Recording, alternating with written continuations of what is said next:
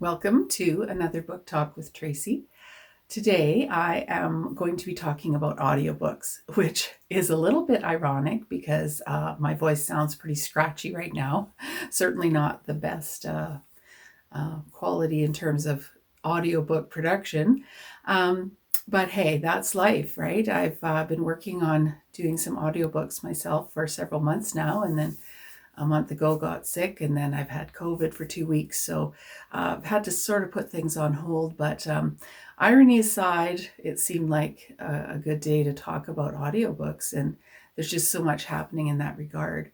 Audiobooks obviously have been important for a long time. But gone are the days when you buy the CD and you put it in. Some people might still do that.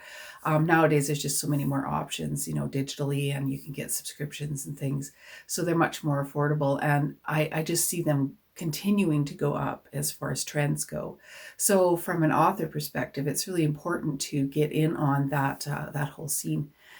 So there are a number of ways to do it, obviously. If you have a publisher who is interested in producing an audiobook, that's great.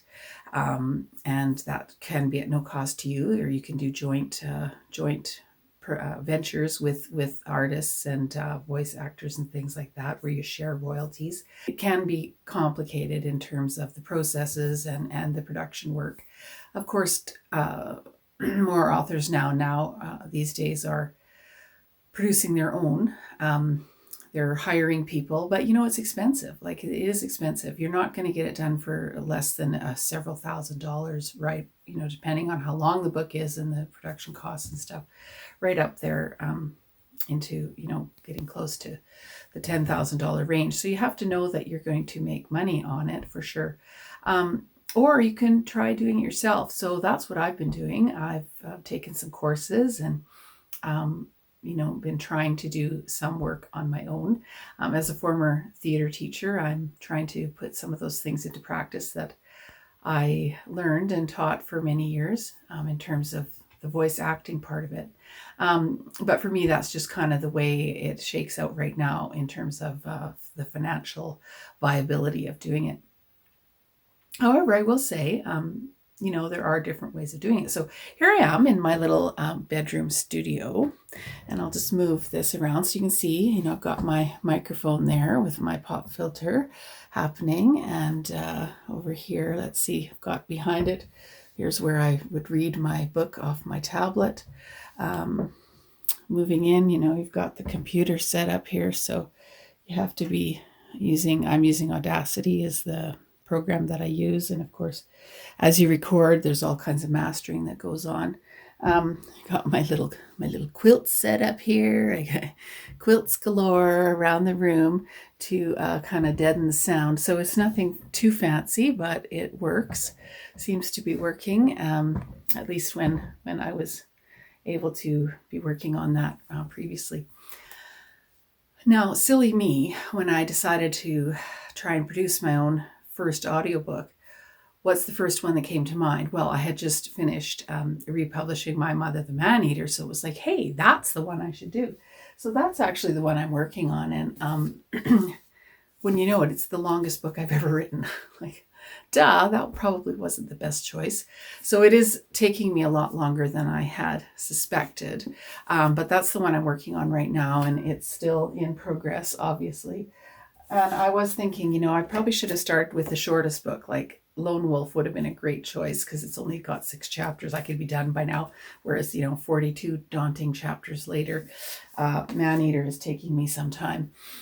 But, these things are a process. I naively set out a very rigorous schedule for myself. And I thought, yeah, if I do this, if I do one every 6 weeks, and I get good at it, within a year, I could potentially have all 12 of my novels done. Well, that's not happening. But slow but sure, steady wins the race. I will say, though, I do have a couple of other books that are already in audiobook format. Wind Over Marshdale actually has been in audiobook format for quite some time. I don't actually make any money off of that. I don't get any royalties from that. It was a separate deal.